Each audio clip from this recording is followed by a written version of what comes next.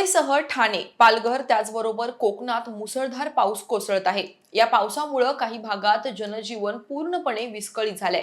मागील 7 दिवसांपासून मुंबईत सुरू असलेल्या मुसळधार पावसामुळे ठिकठिकाणी झाड पडझडीच्या अनेक घटना घडल्या आहेत। नागरिकांवर झाड फांद्या पडण्याच्या घटना सातत्याने समोर येत आहेत। झाड पडझडीच्या या दुर्घटनेत आतापर्यंत 3 निष्पाप लोकांचा बळी गेलाय। या सगळ्या घटनांमुळे पालिकेच्या वृक्ष प्राधिकरण खात्यावर त्यांच्या कार्यपद्धतीवर जोरदार टीका होतीये। मान्सून पूर्व झाडांचे ऑडिट झाले होते का? अहवाल कुठे आहेत? या निष्काळजीपणाला आणि मृत्यूला नेमकं कोण जबाबदार असे प्रश्न आता विचारले जाऊ लागले।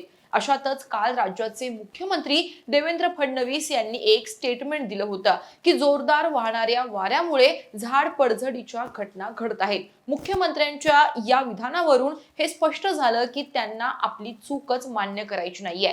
त्यांनी आपलं अकार्यक्षम सरकार आणि बेजबाबदार प्रशासनाला वाचवण्यासाठी या दुर्घटनांचं खापर सरळ निसर्गावर फोडलंय। तरीही मुख्यमंत्री साहेबांनी जे स्टेटमेंट केलंय त्यात किती तथ्य आहे, झाड पडतायत त्याच्या मागची नेमकी कारणं कोणती, ते जाणून घ्यायचा प्रयत्न आज आपण करणार आहोत। नमस्कार, मी अक्षता, आपण पाहताय मुंबई आउटलुक। झाड कोसळण्याच्या वेगवेगळ्या दुर्घटनांमध्ये आतापर्यंत 3 जणांचा मृत्यू झालाय। कुर्ला पश्चिम इथं 63 वर्षीय दुकानदारावर झाड कोसळलं। गोरेगावच्या आरे कॉलनीत दुचाकीवरील 18 वर्षीय तरुणावर झाडाची फांदी पडली। तर चेंबूर भागात स्कूल बसवर झाड पडून एका 11 वर्षीय शाळकरी मुलाचा मृत्यू झाला। इतर विद्यार्थी जखमी या घटनेत झाले होते। या घटनेनंतर संपूर्ण प्रशासन खडाडून जाग झालं। ताशी 50 ते 60 किलोमीटर वेगानं वाहणाऱ्या वाऱ्यामुळे मुंबईतील वांद्रे, कुर्ला, अंधेरी परिसरात अनेक ठिकाणी काल झाडं कोसळली आहेत। गेल्या 7 दिवसांमध्ये मुंबईत 3 वर्षांच्या पावसाळ्यातील एकूण झाड पडण्याच्या घटनांनाही मागे टाकलंय। पहिल्याच आठवड्यात 1100 झाडं कोसळल्याची नोंद झाली आहे। 2025च्या संपूर्ण पावसाळ्यातील 855 झाडं कोसळली होती, तर 2024 मध्ये 653 आणि 2023 मध्ये एकूण 687 झाड पडण्याच्या घटना घडल्या होत्या।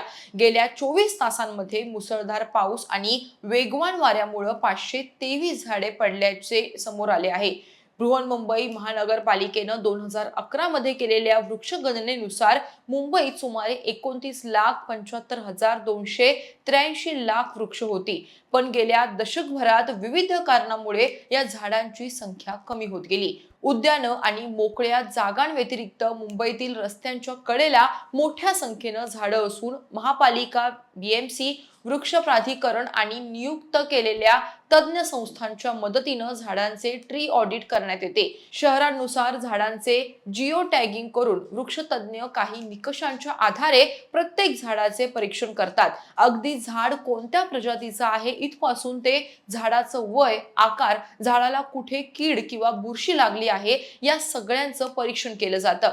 झाडाच्या बुंद्याभोवती नियमांपेक्षा जास्त सिमेंट किंवा कॉन्क्रीट आहे का याची तपासणी होते। परीक्षणानंतर झाडांची कमी, मध्यम किंवा उच्च धोकादायक अशा श्रेणींमध्ये विभागणी केली जाते। जी झाडं कोसळण्याच्या स्थितीत आहेत, वाळलेली आहेत किंवा नागरिकांच्या सुरक्षेला धोका निर्माण करत आहेत त्यांची स्वतंत्र यादी तयार केली जाते। अहवाल तयार झाला की महापालिकेचे कर्मचारी किंवा कंत्राटदार धोकादायक फांद्यांची छाटणी करतात। आता एवढं सगळं तपासल्यानंतर सुद्धा कोणतं झाड कसं काय पडेल हा प्रश्न तुमच्याही मनात असेल तर यामागचं महत्त्वाचं कारण आहे ते म्हणजे वाढतं शहरीकरण आणि डेव्हलपमेंटच्या नावाखाली सुरू असलेले कॉन्क्रिटीकरण आणि कामातला निष्काळजीपणा सुद्धा। झाडांची मुळं साधारण 10 मीटर पर्यंत पसरलेली असतात, त्यामुळं 6 ते 10 फुटांचं अंतर, ज्याला ड्रीप लाईन क्षेत्र म्हटलं जातं, ते सोडून एका ठराविक अंतरावर खोदकाम, बांधकाम करण्याचा सल्ला दिला जातो। मात्र हे सगळे नियम धाब्यावर ठेवून बांधकामं केली जातात। रस्ता खोदताना किंवा कॉन्क्रीट टाकताना झाडांची मुळं अनेकदा कापली जातात, त्यामुळं झाडाची पकड ही कमकुवत होत जाते आणि एकदा का झाडाची मुळं कमकुवत झाली की जोरदार वारा किंवा पाऊस यामुळे झाड सहजपणे वाकतं आणि काही क्षणातच ते कोसळतं सुद्धा। याशिवाय आणखीन एक महत्त्वाचं कारण आहे ते म्हणजे स्थानिक हवामानाचा आणि मातीचा विचार न करता विदेशी प्रजातींची झाडं मोठ्या प्रमाणात लावली जातात। ही विदेशी झाडं स्थानिक वातावरणाशी पूर्णपणे जुळवून घेऊ शकत नाहीत आणि त्यांची मुळे जमिनीत पुरेशी घट्ट रुजत नाहीत. ही मुळं जमिनीत खोलवर न शिरल्यामुळं थोडासा पाऊस, चिखल किंवा वादळ आलं तरी झाडे सहज उन्मळून पडतात. अनेकदा झाडे मोठी झाल्यानंतर त्यांच्या शेजारी फुटपाथ, रस्ता, नाले किंवा इमारतींची कामं केली जातात. या कामांदरम्यान झाडांच्या मुळा कापल्या जातात आणि काही वर्षांनी ही झाडे अचानक कोसळतात. आणि मगाशी मी ज्या निष्काळजीपणाबद्दल बोलले तो कसा होतो ते पाहूयात. झाडं मोठी झाल्यानंतर दुकाने, इमारतींना जेव्हा अडथळा निर्माण होतो तेव्हा झाडांच्या फांद्या एका बाजूनेच कापल्या जातात. त्यामुळं झाडांचा समतोल बिघडतो आणि ती रस्त्याच्या दिशेनं झुकू लागतात.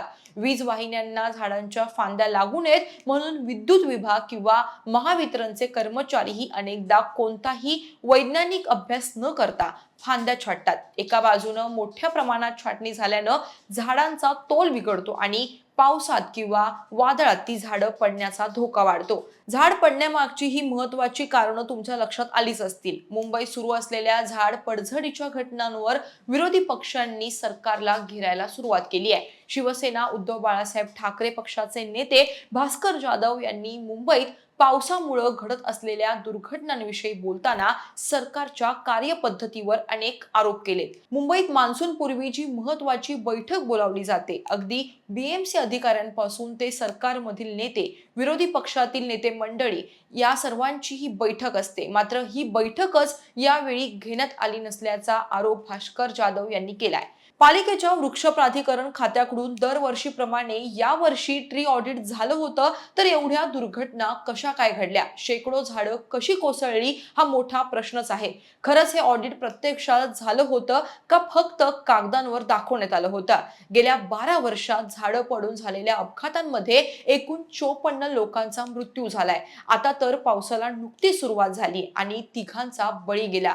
या मृत्यूंना जबाबदार कोण आहे? अजून किती दिवस सरकार प्रशासनाची पाठराखण करणार आहे आणि अजून किती निष्पाप लोकांना आपला जीव गमवावा लागणार आहे?